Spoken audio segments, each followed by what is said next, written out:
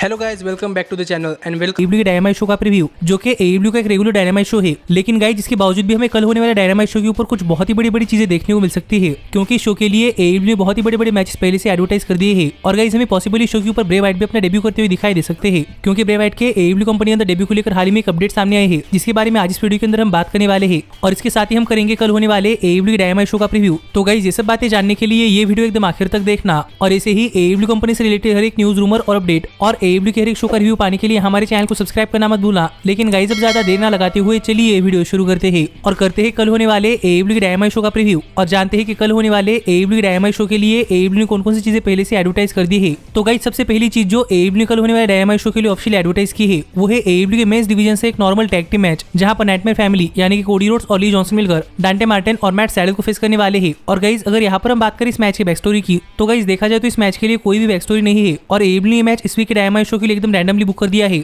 पर मैलेकाई ब्लैक के खिलाफ अपना एक बहुत ही बड़ा मैच हारने के बाद देखना पड़ेगा कि इस मैच के अंदर कोडी रोड्स की परफॉर्मेंस कैसी होती है, और क्या हम इस मैच के अंदर कोडी रोड्स अपने अपोनेंट्स के ऊपर काफी अग्रेसिवली अटैक करते हुए दिखाई देते हैं या नहीं। क्योंकि गाइस मानो या ना मानो, लेकिन मैलेकाई ब्लैक के खिलाफ लगातार 2 मैचेस हारने की वजह से कोडी रोड्स फ्रस्ट्रेट हो चुके हैं, और अब देखना पड़ेगा कि हम इस मैच के अंदर कोडी रोड्स अपनी फ्रस्ट्रेशन निकालते हुए दिखाई देते हैं या नहीं। पर इसके बावजूद मुझे ऐसा लगता है कि ये मैच इस वीक के डायनामाइट शो का एक बहुत ही बेहतरीन मैच हो सकता है, क्योंकि इस मैच के अंदर डांटे मार्टिन और मैट सैडल है। और गाइस अगर आप रेगुलरली AEW के डायनामाइट शोज या फिर AEW के डार्क और डार्क एलिवेशन शोज देख रहे हैं, तो आपको पता होगा कि मैट सैडल और डांटे मार्टिन की टैग टीम कितनी बढ़िया है। और जब ये दोनों ही सुपरस्टार्स एक साथ टैग टीम के अंदर काम करते हैं, तो हमें इनके मैचेस के अंदर कितने सारे फ्लिप्स और किक्स देखने को मिलते हैं। लेकिन इसके साथ यहाँ पर देखना पड़ेगा कि इस मैच के अंदर ली जॉनसन की परफॉर्मेंस कैसी होती है, क्योंकि माना कि ली जॉनसन ने AEW कंपनी ज्वाइन की है, पर आज तक ली जॉनसन बहुत बार AEW के डायनामाइट शोज के ऊपर नहीं आए। तो देखना पड़ेगा कि फिर एक बार AEW के डायनामाइट शो के ऊपर आकर कोडी रोड्स के साथ रेसल करते हुए इस मैच के अंदर ली जॉनसन की परफॉर्मेंस कैसी होती है। लेकिन गाइस जहां तक बात है इस मैच की विनर की, तो मुझे ऐसा लगता है कि नाइटमेयर फैमिली यानी कि कोडी रोड्स और ली जॉनसन ही मैच जीतने वाले हैं, क्योंकि मेरे हिसाब से मैलेकाई ब्लैक के खिलाफ एक मैच हारने के बाद मुझे लगता है कि यहाँ पर कोडी रोड्स को एक जीत की जरूरत है। लेकिन गाइस देखना पड़ेगा कि इस मैच के अंदर मैलेकाई ब्लैक इंटरफेयर करते हैं या नहीं,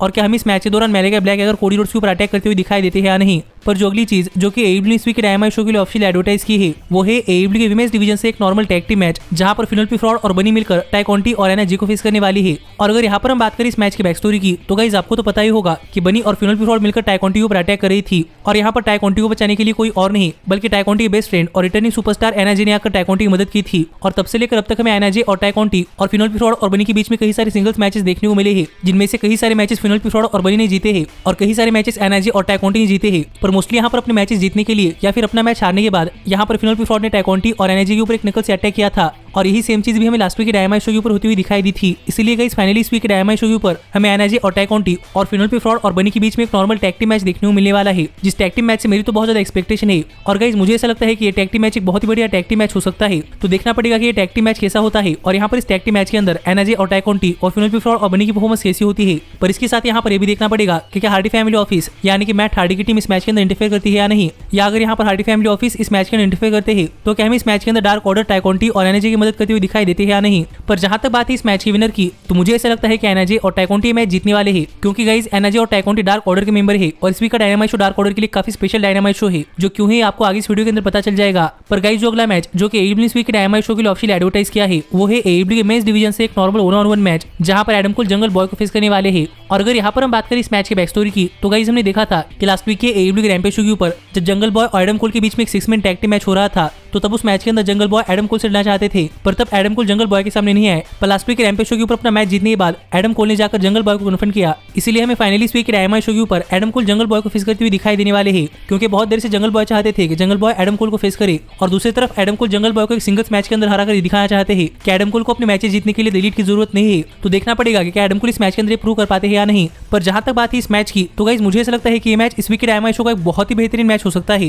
क्योंकि एडम कोल और जंगल बॉय इन दोनों की रेसलिंग स्टाइल एकदम सेम ही है। इसलिए हमें इस मैच के अंदर जंगल बॉय और एडम कोल की तरफ से बहुत ही बढ़िया मूव्स देखने को मिल सकते हैं। और गाइस वैसे भी ये मैच मेरे एडम कोल का AEW कंपनी के अंदर एक ड्रीम मैच है, इसलिए मेरी तो इस मैच से बहुत ज्यादा एक्सपेक्टेशन है। और गाइस मैं तो चाहता हूँ कि इस मैच के अंदर डिलीट या फिर क्रिश्चियन केज या फिर जुरासिक एक्सप्रेस कोई भी इंटरफेयर ना करे, ये मैच एकदम फेयर एंड स्क्वायर मैच हो और हमें इस मैच का रिजल्ट एकदम क्लीन देखने को मिले। लेकिन जहां तक बात है इस मैच के विनर की, तो मुझे ऐसा लगता है कि प्रोबेबली एडम कोल ही मैच जीतने वाले हैं, क्योंकि माना कि इस मैच के अंदर जंगल बॉय एक फेस सुपरस्टार है और एडम कोल एक हील सुपरस्टार। लेकिन गाइस मैंने आपको बहुत पहले बताया था कि माना कि एडम कोल AEW कंपनी के अंदर एक हील सुपरस्टार के तौर पर आए हैं, लेकिन अब एडम कोल को एक फेस सुपरस्टार की तरह रिएक्शन मिल रहा है, और एडम कोल अब अभी अभी एडब्ल्यू कंपनी के अंदर आए हैं, यानी कि एडम कोल हाल फिलहाल में काफी ओवर है, इसीलिए मुझे ऐसा लगता है कि एडम कोल ये मैच जीतने वाले हैं। पर मैं होप करता हूँ कि चीटिंग से ना हो। पर गाइस जो अगला मैच जो कि एडब्ल्यू ने इस वीक के डायनामाइट शो के लिए ऑफिशियल एडवर्टाइज किया है, जो कि प्रोबेबली इस डायनामाइट शो का मेन इवेंट भी हो सकता है, वो है एडब्ल्यू के मेंस डिवीजन से एक नॉर्मल 1-on-1 मैच, जहां पर एडब्ल्यू के टीएनटी चैंपियन मीरो अपनी AEW TNT championship challenger Sammy Guevara के अगेंस्ट डिफेंड करने वाले हैं। और गाइस अगर यहाँ पर हम बात करें इस मैच की बैक स्टोरी की, तो गाइस हमने देखा है कि फर्स्ट एवर एडब्ल्यू के रैम्पेज शो के ऊपर Fuego del Sol TNT champion Miro को उनकी टीएनटी चैंपियनशिप के लिए चैलेंज कर रहे थे, और अगर फ्लेगो मैच जीत जाते तो फ्लेगो को एडब्ल्यू कंपनी का कॉन्ट्रैक्ट मिल जाता।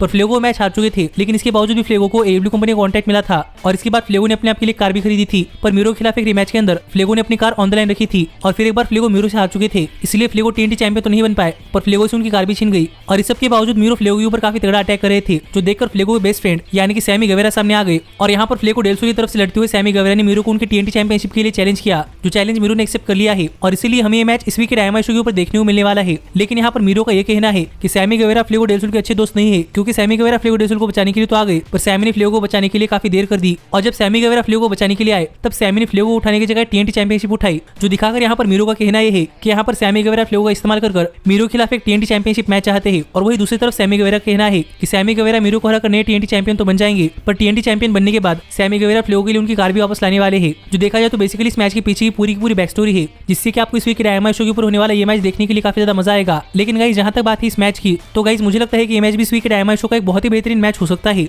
और क्या पता हमें फिर एक बार इस मैच के अंदर लांस आर्चर और एडी किंगस्टन की तरह सैमी गवेरा भी मीरो को डोमिनेट करते हुए दिखाई दे। और इस मैच के लिए बहुत ही बढ़िया बैक स्टोरी है, तो गाइस मैं तो ये मैच देखना चाहता हूँ। लेकिन जहां तक बात है इस मैच की विनर की, तो गाइस मुझे ऐसा लगता है कि प्रोबेबली सैमी गवेरा ही होने वाले हैं, जो कि मीरो को उनके टीएनटी चैंपियनशिप के लिए हराएंगे। पर मुझे नहीं लगता कि इतनी जल्दी होने वाला है, और मेरे हिसाब से सैमी गवेरा प्रोबेबली इस बार मैच हार जाएंगे। और क्या पता अगर इसके बाद हमें मीरो और सैमी गवेरा के बीच में एक और मैच देखने को मिला, तब हमें पॉसिबली सैमी गवेरा मीरो को उनकी टीएनटी चैंपियनशिप के लिए हराते हुए दिखाई दे सकते हैं। पर हाल फिलहाल के लिए मुझे ऐसा लगता है कि मीरो ये मैच जीतने वाले हैं, और स्टिल रहेंगे हमारे एडब्ल्यू टीएनटी चैंपियन मीरो। और गाइस माना कि एडब्ल्यू इतनी चीजें इस वीक के डायनामाइट शो के लिए ऑफिशियल एडवर्टाइज की है, लेकिन इस सब के बावजूद हमें इस वीक के डायनामाइट शो के ऊपर एक बहुत ही बड़ी चीज देखनी है कि क्या इस वीक के डायनामाइट शो के ऊपर फॉर्मर डब्ल्यूडब्ल्यूई सुपरस्टार द फिend ब्रे वायट यानी कि विंडम रोटोंडा अपना डेब्यू करते हैं या नहीं। क्योंकि गाइस आपको तो पता ही होगा कि डब्ल्यूडब्ल्यूई ने विंडम रोटोंडा यानी कि ब्रे वायट को अपनी कंपनी से रिलीज कर दिया है, और अब ब्रे वायट डब्ल्यूडब्ल्यूई कंपनी के लिए काम नहीं कर रहे। लेकिन गाइस हाल फिलहाल में ब्रे वायट को लेकर ऐसी रिपोर्ट सामने आई थी कि माना कि ब्रे वायट के डब्ल्यूडब्ल्यूई कॉन्ट्रैक्ट के अंदर 90 डेज का नॉन कम्पीट क्लॉज है, जो कि प्रोबेबली नवंबर महीने तक चलेगा। पर अगर ब्रे वायट चाहे तो ब्रे वायट डब्ल्यूडब्ल्यूई कंपनी से रिलीज होने के बाद 30 दिनों के बाद ही किसी और रेसलिंग कंपनी के लिए काम कर सकते हैं। और मैंने आपको कहा था कि इस वीक का डायनामाइट शो डार्क ऑर्डर के लिए काफी स्पेशल डायनामाइट शो है, क्योंकि गाइस इस वीक का डायनामाइट शो ब्रॉडी ली के होम टाउन के अंदर है, इसलिए डायनामाइट शो डार्क ऑर्डर के लिए काफी स्पेशल है। पर डार्क ऑर्डर के लीडर यानी कि लेट ग्रेट ब्रॉडी ली विंडम रोटोंडा यानी कि ब्रे वायट के काफी अच्छे दोस्त थे,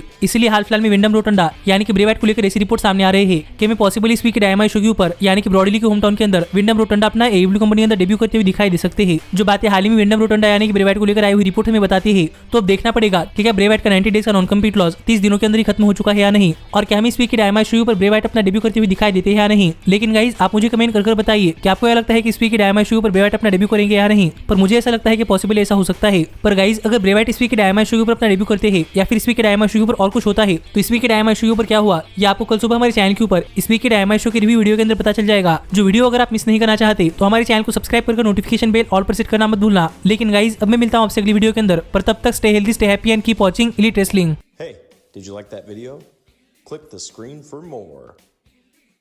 And where do you think you're going? Check out our official merchandise page and to support the entire cast. And thanks so much for being the elite. The